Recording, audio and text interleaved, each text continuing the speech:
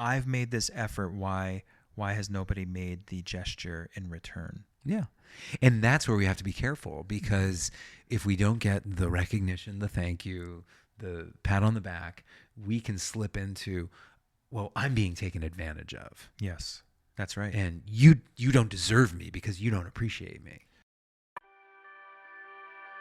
Welcome to Right Here, a podcast about mental health, connection, and what it means to be human. I'm Christopher Mooney. And I'm Kenyon Phillips. Each episode, we unpack the psychological patterns that shape our relationships, our sense of self, and the way we move through the world. No jargon, no judgment, just thoughtful conversations that invite us to come back to the present moment. Because when we're right here with ourselves and right here with each other, something shifts. We get a little clearer, a little more regulated, a little more right. Right Here is a podcast partnership with WPKN 89.5 FM in Bridgeport, streaming online at WPKN.org and via our free listening apps.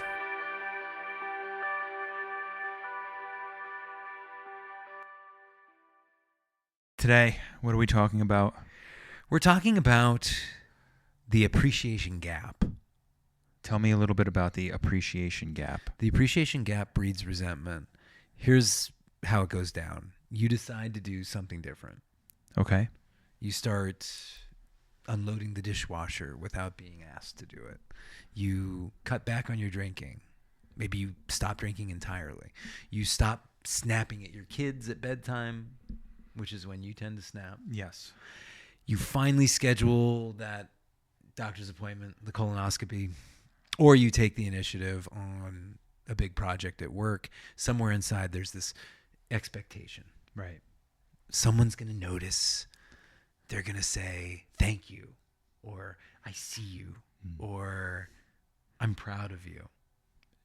For making changes. For making these changes. For stepping up, for doing anything. For stepping up, taking it to the next level. Sometimes that happens. Sometimes you do get the attaboy or attagirl. Yeah. Sometimes it doesn't. The bedtimes are still going to feel chaotic. Your partner doesn't mention the dishwasher that you emptied. Your boss acts like the extra work is just the new baseline.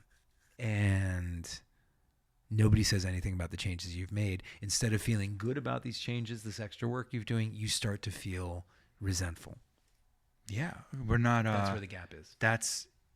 Right. The gap being like, oh, I hoped somebody would see this. Right. And then the resentment is, but they didn't say anything. Exactly. So even if they did see it, they didn't say anything. Right. Yeah. And then it's like, why am I doing what I do? Oh, so yeah, we start to question, why did I even bother doing this? Why did I bother if doing I'm not it? going to get the accolades I need, or the recognition for doing this thing, then why should I even bother? Exactly. That's the resentment. Or that's how resentment comes out. Mm-hmm. Yeah. Because I had that expectation. Expectations, as we often say on this podcast, are the mothers of resentment. So if I have an expectation that everyone's going to notice and I'm going to be the next Messiah and nobody notices, then boy, do I have a resentment. Yeah. So today we're going to talk about what that looks like, and then also what it looks like to step out of that loop, the lack of appreciation, resentment loop. Exactly. Okay. So let's talk about what actually happens under I just wanted a thank you. I just wanted you to say thank you, or I just wanted that acknowledgement. Right. Right. So when we change or do something kind for someone else, or we do something kind for ourselves, there's usually two motives behind it. And one is that we have a genuine desire to help, grow, improve our lives, improve the lives of those around us. Right. Or the other one is that we typically have a desire to be seen, valued, or heard, right? Or appreciated. Yeah. And I think that's where those, so one of those things, motives that are happening, I think doesn't breed any resentment. But the other one, I think, does, right? When there's a breakdown in that. And so the wanting appreciation part's often hidden, even from us. So we might not even know or be aware. I mean, we know, but we're not even aware of the fact that we actually want the acknowledgement. That's why we're doing something exactly for somebody. An act of service. Mm-hmm. So we tell ourselves often, well, I'm just doing the next right thing. I'm just doing, the thing I'm supposed to do. Right. but inside, I think there's this underlying kind of like desire to get recognition, Right. and we're not always mindful of that. Exactly. And so this resentment might even come out of somewhere that we're not even aware of all of the time. Totally. And when that recognition doesn't come, when the approbation doesn't come, the brain starts to write this whole narrative, like we talked about in our narrative episode, Changing the Story. They don't care about me. They never notice anything I do. Why do I even bother? Right. It's so funny. We talk about this in the narrative episode that we did, in unhelpful thinking styles. Right. When we think about cognitive behavioral therapy, it's more of those unhelpful thinking styles that we have. But our brains really do like to play a lot of tricks on us. Yeah. Constantly, whether it's teaching or treating anxiety as something really negative, treating anger as negative, telling us that we're not good enough. Like when we start to really look at this, or maybe it's just the frame and how we're getting how we interpret the messaging from our brain. But that's happening here again, as you're kind of talking about, right? Like our brain's telling us nobody notices. It's generalizing, right? Overgeneralizing, emphasizing only the negative, discrediting the positive. Right. It becomes all or nothing thinking. Absolutely. And the idea, we keep coming back to it in other episodes too, resentment. What is resentment? Resentment is when we have an unspoken expectation and we add silence into that. And I love that. That's not just silence from the other party, but that's also our own silence. Got it. So if I have an expectation from you, Kenyon, and I don't tell you what that expectation is, I'm going to be resentful. Right. That's my own silence. And also, if I have an expectation and you just don't say anything, your silence also breeds that resentment. Absolutely. It breeds the resentment. So resentment is unspoken expectations plus silence. Absolutely. And as we've said in prior episodes, I'm calling back a lot of prior episodes, resentment often crystallizes into contempt. Tell me a little bit more about contempt. Contempt is enmity. Contempt is it's one thing. Resentment, the way it looks in real life is, almost like you're holding a grudge against somebody. Contempt, enmity for another human being is akin to hatred. I despise that person. That person repulses me, makes me sick, makes me so angry that I can't even stomach being around them. Yeah, that's pretty. That's at its severe level, right? Right. Yeah, but resentment starts to move into that area. It can start. Well, yeah, and resentment can certainly breed that. So, like, why do we have this expectation for appreciation, and why doesn't it show up a lot? Well, I think, as we've talked about, human beings have a real desire to be seen and heard. Where does that come from? So I think that comes from our, this kind of like tribal sense and survival mechanism that we have kind of built in, in just in being human. And this idea that if we're not seen or heard, then we're not kind of part of the tribe. Okay. And if we're not part of the tribe, we're going to not eat, we're going to suffer, we're going to not be able to survive.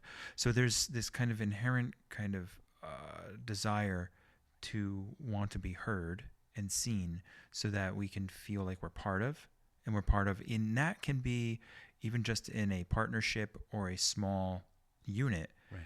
It's also, and then that expands and also goes out to the, a bigger population size, and we want to be part of the bigger unit.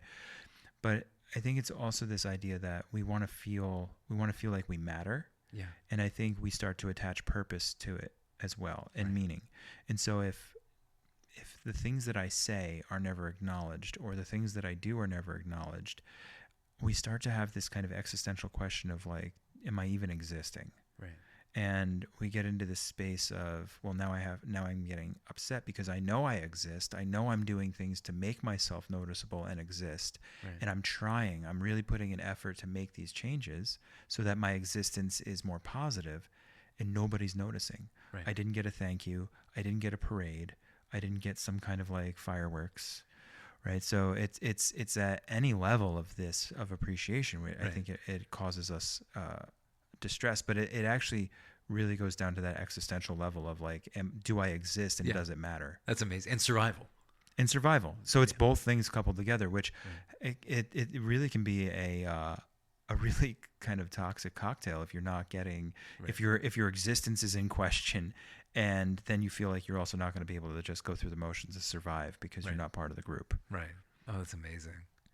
So a lot of times people grow up with this dynamic, and it's also a dynamic that's in a lot of workplaces where effort is only noticed when it's not good enough. So if you do your job, you do a good job, you don't get a thank you, but you get called out if you didn't do a good enough job. Of course. We always want to like, so now we're getting into like different approaches to therapy and mental health work too. So if we think about this in a clinical sense, and we apply it to like regular life, like you just did, it is the it's all the negative attention. It's highlighting only the negative behaviors so that we can make corrective actions. And we have this idea that if we keep highlighting the negative stuff, that it's going to extinguish the negative behavior. And that's not true. Like, if we highlight the positive things consistently, we know this from parenting too, as difficult as it is. If we highlight the positive behaviors consistently, the negative behavior, if we ignore it, gets extinguished. Right. But we don't do that. So we have this thing where at work, what happens, or in other settings, but mostly at work, I think we do good work, and that's just what we're supposed to do. That's the baseline. Right. If we do something bad or we make a mistake, it gets highlighted. We get talked to, corrective actions put in place. Sometimes people have to go on like what are they, performance improvement plans? Performance probation. Yeah, right. I think PIPs or PEPs and things. Yeah. So if you look at like, there's all of these things that we have in place to highlight the negative, change the negative, and only really kind of like address the negative behavior. Right. But that's not actually how that works. Exactly. It would be better if we were able to focus on the good. Right. Strengths-based approach that we take, like in mental health. Totally. Right. And by the way, that's, as adults, we have this hunger to be seen. And so this applies to work. It applies to all these different settings. But if I have this hunger to be seen, and if I do this thing, if I do my work well, if I really show up and I do the right thing, somebody's going to notice. And but it doesn't always happen because it's just assumed that that's what you're supposed to do. Right. You're supposed to do a good job at work. You're supposed to follow up with all the paperwork. You're supposed to do everything you need to do, phone calls, all of it. You're supposed to hold the door for people. Right. And not have, not necessarily get the thank you all the time, the acknowledgement. Right. That's interesting. Just the little things that make working with somebody a little bit more pleasant.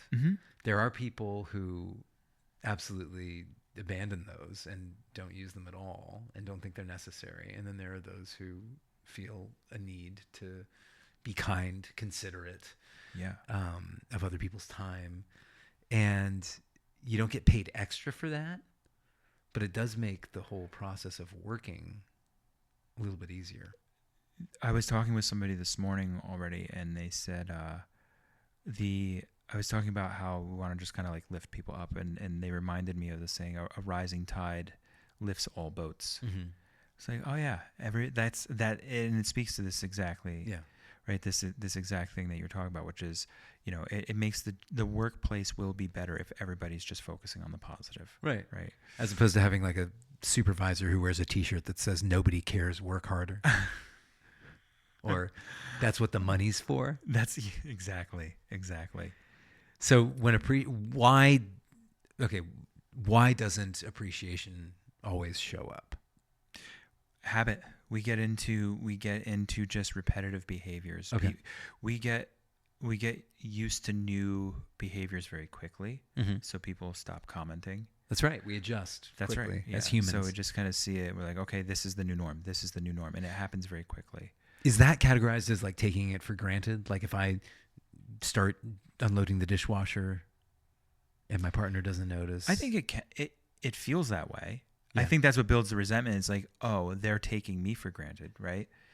but I don't think that that's not actually what's going on. I don't think the other person's sitting there and going like, you know what, this is good. I'm just going to ignore this. Like, it's great that they're here. The problem with resentment is that the other party doesn't even know that it's happening. Right. It's just it's a battle in your own head, and so that's the silent part. Right. If we don't say, hey, I'd like some acknowledgement for doing this, then we're not getting. We're just sitting there and we're having this whole war in our own mind. Right. That the other person doesn't even know they're part of. Right. So it doesn't really make sense, and that's in that whole thing is like, oh, they're taking me for granted. That's one of those battles that we're fighting in our mind. In and of ourselves. Of course. This happens all the time where I spend hours cleaning up after my kiddos, and I am looking for that approbation. I am looking for approval, or at least for somebody to notice. And often, almost always, nobody says anything. Right. And then I'll make these little comments sometimes like, oh, isn't the house really clean this morning? Did you notice how all the dishes are out of the sink? And it's always like, Or just the subtle, and I catch myself doing this all the time, and my wife is an absolute saint because she'll just like play into it. Right. Like, thank you. And she will thank me for it. But I'll be like, oh, yeah, I did the dishes before I ran out the door. I'll just make like the comment, or I emptied the dishwasher before. And I was like on my way out, and in between sessions, I ran downstairs and I did this. Yeah. And she'll say thank you, which is great. But I catch myself sometimes and I go, why did I have to? The dishes just had to be done. Right. Like, why does it matter? She does them all the time. Yeah. You know, like it wasn't like some special event that happened. It's just to make the house work and not look like a crazy place. I have to like make sure this is done. Absolutely. And if they're there, it took me 3 minutes. Just stop and do it as I walk by. Yeah. Wouldn't it be amazing if your kids actually acknowledged when you picked up their stuff too? That would be incredible. If you were to have, or if I were to have, or anyone listening to have your kids actually acknowledge, like, hey, thanks for cleaning up that total mess that I left this room day. and that room. And I left my plate on the table again. Thank you, Dad, for putting it away again. I would probably have a heart attack if they actually did that. I wouldn't know what to do. I would have that would be the parade that I've been looking for my entire life. The parade was from the table to the garbage to scrape the mac and cheese out of the bowl. It's true though. It is. It's true. Yeah. Yeah, I don't need accolades from anyone else in my life. I just need my kid to acknowledge that I cleaned their plate up again. It could also be, why we don't get the accolades that we're looking for, we're hoping for. The other person may have a very different story, or may see the change you're making as, okay, finally you went down and emptied the dishwasher in between sessions. This is something that should have been happening all along. That's right. So you want a medal for it. Correct. So we weren't starting from baseline in the middle. Right. We were starting at a deficit then, from their perspective. Exactly. This person hasn't been pulling their weight. Right. And that happens in for people to think about this. Think about all the different settings that can happen where the other person might feel that you're not carrying your weight or doing enough from their perspective. So it's unspoken. It's unspoken. So they are carrying maybe a resentment because you're starting from a deficit. You've not been doing the things that they feel you're supposed to do. And all of a sudden then you do this thing and there's no like acknowledgement. It's because, well, you're just coming now up to to ground level. You should have been doing this the whole time. Right. And that's with work, that's with things in the home, that's with anywhere we can think of, really. Right. This happens even in sports. This happens at everywhere where we have to interact with other human beings. This phenomenon takes place. Absolutely, it's true. The other thing is, we tend to take it personally when somebody doesn't notice or somebody doesn't comment. You make this point all the time. Everyone's living their own lives, focused on themselves. Usually really stressed out. They may have just not noticed. That's correct. Whatever the extra effort was that you put in or that I put in. Yeah, it's nothing personal. I think most people are actually living in that space. I think most of us, and I talk to people a lot about this when they're really worried about how they're going to appear to others. If I do this thing, what's it going to look like? Right. Oh, they're going to notice. People are going to comment. Honestly, 99.9% of the time, nobody cares. Yeah. Not because they don't want to care. I think if you actually stop them and said, would you care about this? They might have an opinion or they might want to interact about it. Right. I think people are mostly just caught up with their own stuff. Most of the time, they're caught up with their own worry about how they're going to appear. Right. So everybody's walking around with this fear of like, oh, what are the other people going to see? Yeah. It's really when we've talked about selfishness and narcissism in that way. Sometimes I think it's a little more complicated, but there is. We're also worried about ourselves and how we appear in the world. We don't pay attention to what other people are doing around us. Right.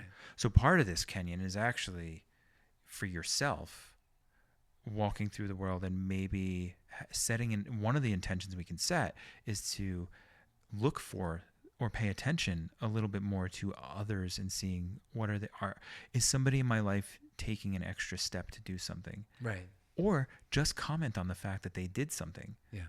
Oh, you made the bed today. Thank you so much. That's an amazing point to make, and I do that with clients a lot. I say, hey, if they're complaining about not getting a certain response, I'll say, why don't you try, taking the initiative there? And so exactly what you said. Hey, if you're not getting the approbation, why don't you try giving one?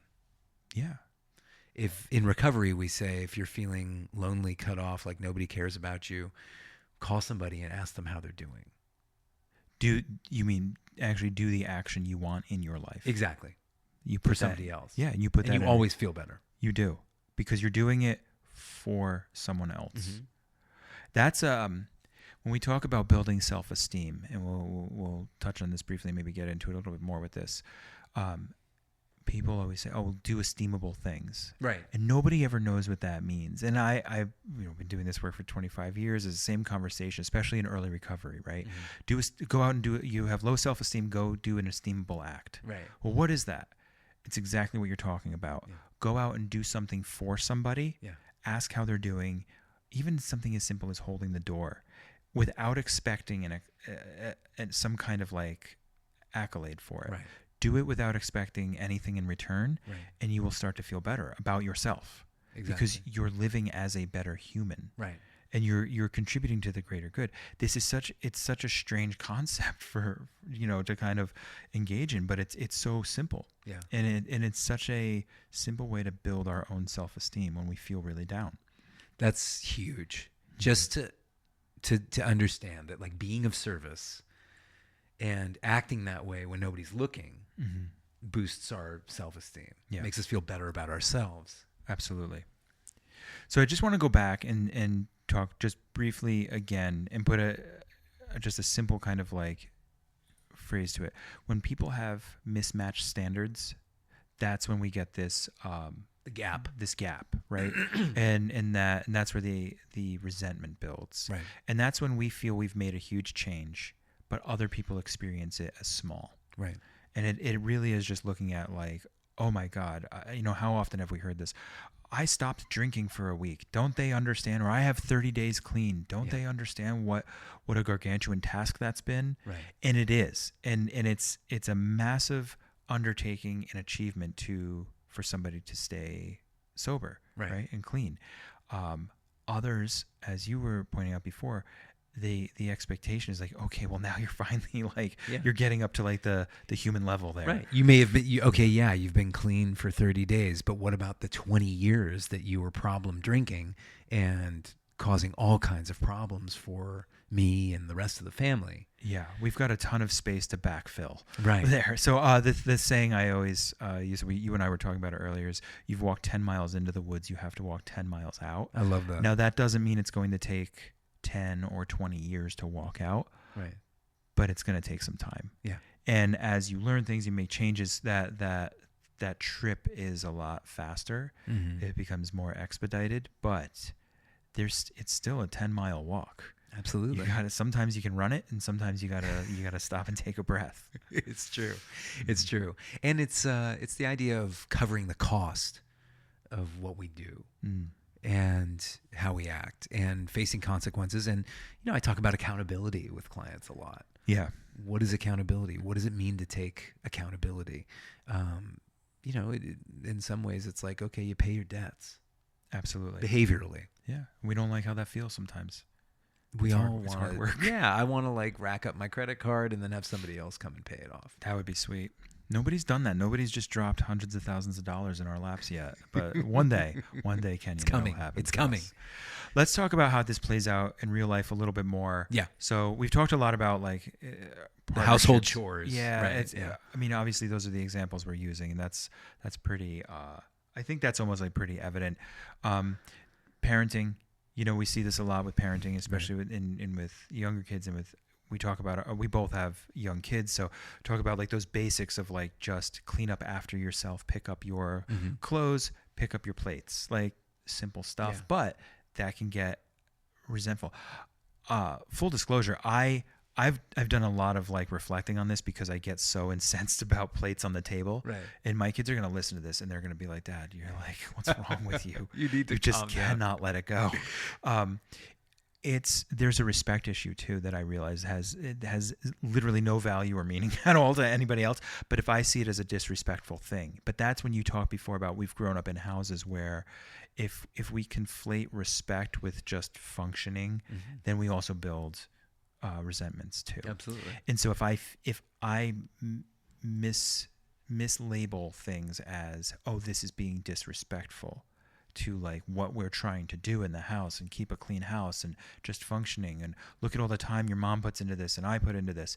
If I treat that as something disrespectful and my kid is just like, yeah, I just wanted to go play Legos and watch Star Wars again, like there's a huge imbalance of expectations there. It has nothing to do with respect. No. At all. It's just preference. And by the way, that's not on our kids to have to correct. No. That's not, they have to be more respectful. We want them to emotionally caretake for us. Right. That's on us to say, yeah, no, that's a me problem. This isn't about respect. This is just kids being kids. Let them go be kids. It's a really good point. So that's just a little sidebar of just like how sometimes I think this, I know I'm not the only one that feels that way. Right. I pray I'm not the only one that feels that way. But that's, I go through it all the time. And then if I change my approach, especially with like a teenager who's challenging me and the other parent and everyone else in the house, and I change my approach and I take a softer tone and I stop lecturing and I just listen, and they don't thank me for it. Yeah. That's also my problem. Right. It is your problem. However, the issue is that's that discrepancy again.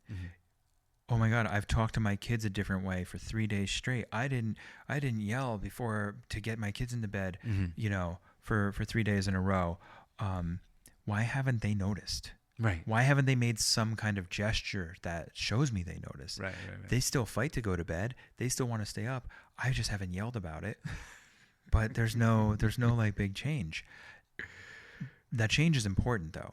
Right. It's because it's still creating the experience around bedtime. It's still creating the experience for the other people.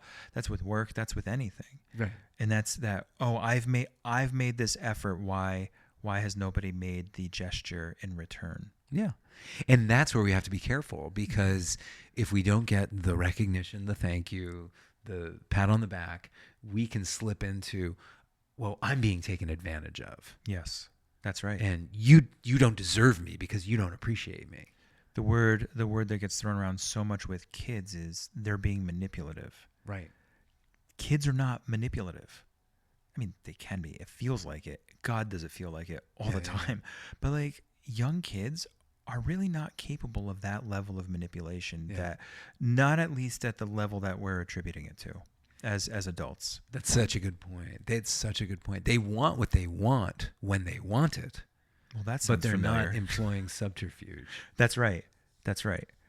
Yeah, we all want what we want when we want it, but that's they're not actively manipulating us with any malice, right? That's not that I'm going to get this from that person. It's just, how can I get this thing? Right. That's it. How can I stay up later? Well, I'm going to delay brushing my teeth. I'm going to delay putting my pajamas on. I'm going to sit and play with my Legos. At least I'm in my room. Right. I love those little moves. Yeah. They are. You watch them, and then when you see them starting to learn how to manipulate, and the wheels are turning, and you can see them, it's really endearing. It can be. It's a little crazy making for me. I have to reset often and take that that approach that you're talking about. And honestly, that's just how, if I view this as a positive, like creative thing, that's a wonderful reframe on it. Yeah. Because it's not really hurting anybody. No. Like what's the It's damage? annoying. It's annoying, but what's the damage here? But and there's a huge opportunity for humor there. There at is. least with my 4-year-old. Yes. Yeah. As they get older, it's less funny. Yeah, right. I'm sure. Go to bed. Work, this happens, right? An employee takes initiative, stays late, improves on a process. I see this a lot when people stay late. Right. It's like work hours are this specific amount of time. Oh, but I stay till 7 or 8 all the time. Right. I never leave here. I'm never the first one out of the office. Mm-hmm. Nobody has said anything. I didn't get a raise. I didn't get this. I didn't get an acknowledgement. Right. It's like, then leave. Yeah. Also, that's a you boundary issue. That's not a work didn't notice issue. That's a really important point. Yeah. Absolutely. And we talked a lot about the recovery process too. I think we've both seen this in working with in the addiction field for so long. Like for a long time. I've made this huge change in my life, because it's such a small feedback loop when somebody is in active addiction. Right. Like it's just everything is about using, waiting to use, getting the thing to use, whether that's drinking or whatever it is. That any little change is going to feel massive to the person who's starting recovery. Mm-hmm. But the other people there's so much other baggage and just stuff that goes with it. It's just like, okay, well, finally, great. Yeah. Now let's see if it sticks. There's doubt. There's worry. Yeah, there isn't trust. There's no trust yet. And yeah, you're right. The person who's in recovery, new to recovery, they come out. Often we say you're on the pink cloud. Yeah. And it's like, love me. Trust me, everything's going to be great. Everything's going to be different. Yeah. And everyone else who's been affected by their substance use disorder is like, well, let's see. Yeah. We need consistency. Again, you walk 10 miles into the woods, you got to walk 10 miles back. Exactly. Consistently. Mm-hmm. Yeah. Let's talk about what helps here. Please. And we mentioned this. I need help. We make the change for us, not for any applause or accolades. So, and that's going to be the important takeaway message here. Do an action for yourself, mm-hmm. not for the applause. And that starts with getting honest about what our hidden expectations are. Right. What's my intention? Yeah. Ask yourself, what am I secretly hoping for here? Yeah. Why am I doing this thing? Mm-hmm. Right. And if I don't get it, what am I going to tell myself about that? So there's 2 steps to this. Why am I doing this? Mm-hmm. Like, what's the purpose behind it? Like, let's not use the word why. What am I doing this for? Mm-hmm. And if I don't get any applause or attention, mm-hmm. then what am I going to tell myself about that? The story that we write every day, every moment is really important. If we think about life in that narrative kind of way, we talk about mm-hmm. narrative therapy a lot. It's one of the approaches from our practice too, but that is it's that how we're writing each page every day, each paragraph, each sentence is extremely important. Totally. And we have a tremendous amount of control over each word that we put on the page, right, as we go through. Absolutely. So we're writing it. Yeah. And I think key to that is, you mentioned like, okay, making a change for you. Yes. Separating appreciation from value. Like, okay, the value of making the change. If I'm making the change for me, maybe it's something that's really quiet. It is. It's always something that's really quiet. I took a run this morning. I got up an hour earlier so I could take a run. I went to bed earlier because I know I'm a grouch and I'm a terrible therapist when I haven't gotten enough sleep. And these are things that I don't do for other people's benefit, although other people can benefit from it. I'm doing it for me. The truth is, I sleep. I have a good night's sleep. I feel great. Yes. I take a run. I'm emotionally regulated. My nervous system is in balance. Yeah. These are all it is. It's do the thing for you and don't broadcast it. Just do it for you. Because if you show up in a better place, you said this, people are going to benefit. Right. You don't need to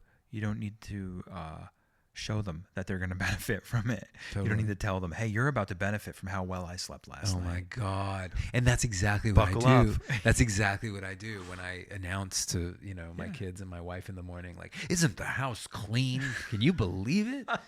It's virtue signaling. Exactly. And people do it on social media all the time. We're not even sickening. going to get into that yet today. We're going to talk about, so that's separating appreciation from the value of change, right? So if nobody comments, is this still a good thing for me? Right. And in values, does this line up? Does this action line up with who I want to be? Yeah. Even if I don't get any feedback, is this still worth doing? Yeah. When we want acknowledgement, say it. And don't say it as a test to say like, oh, I'm gonna catch them out if they don't acknowledge me. Just say, I would like some acknowledgement for doing the dishes. But be honest about it. Yeah. Or for whatever the task is. We keep going back to the dishes because evidently you and I both have issues with the dishes. Here's the funny thing. I actually like doing dishes. I do. Chills I me love out. it. Yeah. It's meditative. Yeah. But I will say, I've said it before, when I walk into the house and there's a sink full of dirty dishes, I get stressed out. It's our stress, right? Yeah. It is. It's chaos going into the mind, and it's like that. It's the idea of like messy room. If messy insides don't necessarily equate to messy outsides, and vice versa. Just because your room is a mess doesn't mean your inside's a mess. That's a really good but point. we conflate the two things. I do all the time. Right. So we have to be really mindful of that. But going back, if you want if you want somebody to appreciate you or to comment on what you've done, then just say, hey, I'd like some appreciation for this. Yeah. And there are ways to ask for it that don't sound icky. Like just to say, hey, I've been working really hard on something, and it would mean a lot to me to hear if you're noticing, or you're at work, to say to your boss, your supervisor, or your partner, hey, I've been actually putting in a lot of effort on this change. Yeah. I'd love to know how it's landing with you. Yeah. That's not like, love me, appreciate me, which nobody's going to want to do. No, but that's the thing. It's, again, it gets to that point, but we're not looking, most people are going to feel kind of gross if that's what's happening. Like if I'm like, you're not just screaming for like love and attention. You want just some small acknowledgement. Right. Would feel nice. So ask for it. Yeah. That's the thing. And I experience this. I have a bunch of clients who experience this. It feels good to do something for somebody else, to be of service, and to be appreciated. Yeah. And that doesn't mean remuneration. It doesn't mean like, oh, I'm just getting paid for doing something. That means like genuine appreciation. It does feel good. Yes. And if I feel like I'm not being appreciated, then it's probably time for me to show my appreciation to somebody else. As a corrective action for you, right? As an exercise. As an exercise. Totally. The other thing we want to do to kind of like help this is we want to notice where appreciation has become like a condition in our life. Like if so and so doesn't appreciate this, I'm going to stop. Right. Transactional thing. That it is. It's totally transactional. And that means that the changes that we made are driven mainly by external praise and not some internal desire to be a better version of ourselves. Right. Or to just make the world a better place. Yeah. Right. Which I would hope, although I think there's a lot of evidence recently that we're, as humans, really struggling with this. I would hope that there is just everyone has this desire to make the world a better place overall, yet to be determined. But I think that is, not looking for that transactional, like, if I don't get X amount of praise for this, then I'm going to stop doing the thing. Right. I'm only going to do the right thing if I get something out of it. And another way to, I think, close that appreciation gap is for us to appreciate ourselves and actively work on that. Yeah. And that's part of self-care, taking an honest inventory of our assets, like things that we do well, changes that we've made that we feel good about. Yeah. Like take into account what you have changed and how it's helped you. Absolutely. I think sometimes people feel like self-reflection can be a little like cheesy or indulgent, right? Or like just a little absurd. Mm-hmm. But we can find ways to appreciate ourselves that aren't like cringe, as my kids would say. Yeah. Like, we don't want to be cringe. No. What did I do today that I'm glad I did, even if nobody saw it? That is a great exercise for everyone to try going to bed tonight. Mm-hmm. And I've done this with a lot of clients that I've worked with in the past, and it's a great just personal exercise. Go to bed and reflect on one or two things that went really well for you today. Yeah. I'm sure you can come up with a list of a bunch that didn't go well. Ignore those. Remember, we want to extinguish the negative stuff. Only focus on the positive. So reflect on one or two things that went really well for you as you're going to bed. Mm-hmm. If you do that, you're waking up that way the next day. You're starting your next day is already starting ahead. Right. Because you put your head on the pillow at night knowing you did the best you could with what you had. Yeah. Right? And that you made a small difference. Of course. Even if it was just in your life, in your day. That's what matters. Right. Because again, others, if you're making a small difference and improving in your own life, and you're living life in the best way you can at each step, others are going to benefit from it. Right. They just are. Yeah. We talk about this in recovery work, right? The gratitude lists, making a gratitude list. And that's why, like, I talk to people, like, review it at the end of the day, and then review it in the morning when you wake up. Right. And look at, okay, what set your intentions, set your intentions at the beginning of the day. Go to bed reviewing if you've met them and how you've met them. And then you have, if there's still some things on your list, you know what you need to do in the next day. Right. And you also get to reflect and start your day ahead because you know you've done some things. It's a really good It seems, strategy. I don't know, it seems kind of positive to me. Simple. It is positive, but it's not Pollyanna blowing smoke. It's actually really actionable. It is actionable. And it's such a tangible way to just kind of like move from one step to the other. Right. So I just gave everyone the formula to really just fix their lives right there. You lined it up. Send your checks. or else you'll stop this. You're just going to stop doing this podcast. That's right. It's true. And you just keep an eye out for, like, where am I, for example, overgiving in order to gain appreciation. A huge one. That's such a big one. Like, where am I? We talked about virtue signaling a couple minutes ago. Yeah. That's people pleasing too, by the way. Oh, big time.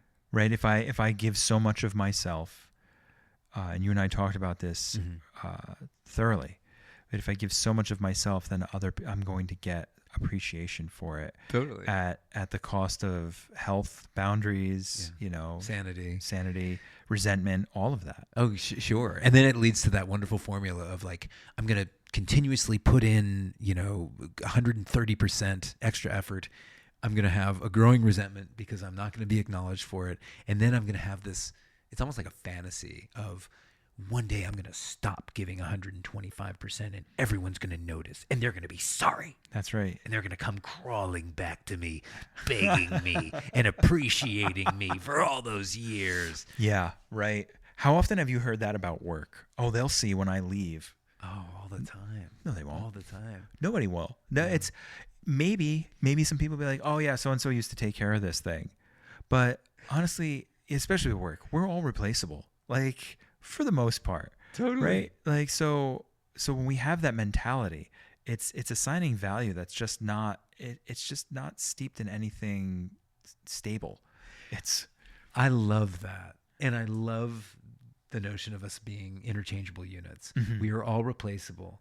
Because of that, we might as well enjoy ourselves. We might as well find value in what we're doing, because there's no guarantee that other people are going to value what we're doing. That's right. And that's where we get back to, like, values-based living. And when it comes to work, like, do something you love.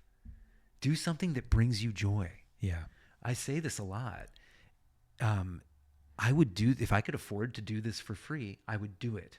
Yeah. I felt that way about my career as a musician, as a performer. It was nice to get paid. It's nice to get paid for this. But I didn't need to, because it lit me up. That's right. And people people get that in so many different ways. That's what's so cool, is that what lights you up might not be the same thing that lights me up. Right. It might not be the same thing that gives me a sense of value. So when you start thinking about that, it levels out across humanity, that people have all sorts of different interests. Right. They have different issues too, but different interests and things that kind of give them a sense of value. And that does put it into perspective of like, hey, maybe if we spend a little more time looking at that and a little less time hunting for compliments when we've done something, right, to just make life a little easier, we're going to feel like our life is more fulfilled. If Absolutely. I just live a life fishing for compliments because I've done something, halfway decent, it's not really fulfilling, because that's going to burn out, and then you're going to look for the next thing and the next thing. Right. There's never enough. So it's do the thing that actually makes you feel fulfilled and whole. Right. 100%. That took a nice existential turn, didn't it? I loved it. Yeah. I mean, That's I named good. my kid Soren. I love existentialism. Reflecting on this, Kenyon, appreciation, it's a human want. It's a desire that we have. We want to okay. be appreciated. It's totally okay. There's nothing wrong with wanting to be seen. Not at all. No. The pain from that, though, comes from when our willingness to keep growing is tied completely to how others are going to respond to us. Right. If I'm only doing something good, if I'm only affecting a positive change because I'm expecting something in return, yes, then that's contractual, that's conditional, and I'm going to be miserable. It's definitely conditional. That's the thing we want to avoid, is the transaction and condition part. So in response, we can want appreciation. We have to ask for it directly. We can ask for it. Yes. And it doesn't have to be a yucky way to do that. Like we can ask for it directly in a way that I think is palatable to the other person. Yeah. Hey, I've been making a change here. Have you noticed? What do you think about it? Right.